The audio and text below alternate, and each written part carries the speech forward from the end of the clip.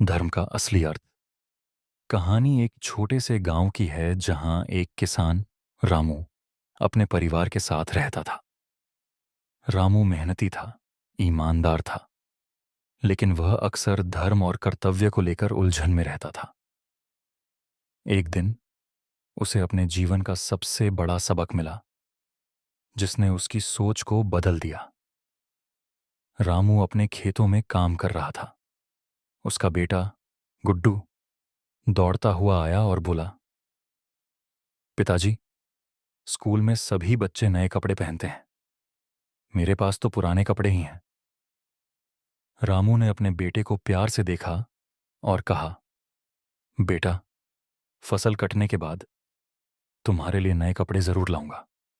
अभी मेरा कर्तव्य है कि मैं फसल की देखभाल करूं, जिससे हमारा घर चले। गुड्डू उदास होकर चला गया। रामू के दिल में बेटे की ख्वाहिश पूरी न कर पाने का दुख था, लेकिन उसने सोचा कि परिवार की जरूरतें पूरी करना ही उसका धर्म है। एक दिन गांव में पंचायत बुलाई गई।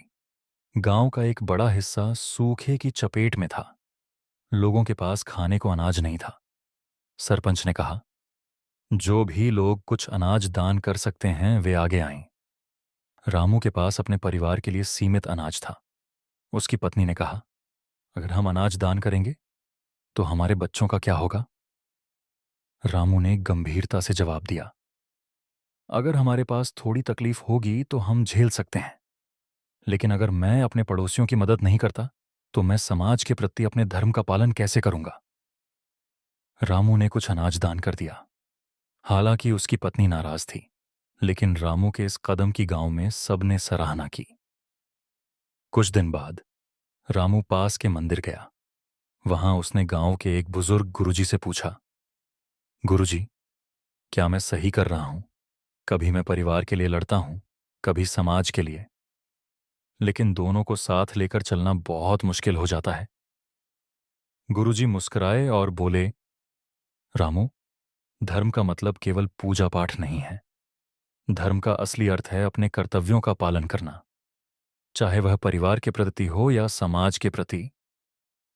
रामू ने पूछा, लेकिन गुरुजी, कैसे तय करूं कि कब कौन सा कर्तव्य प्राथमिक है?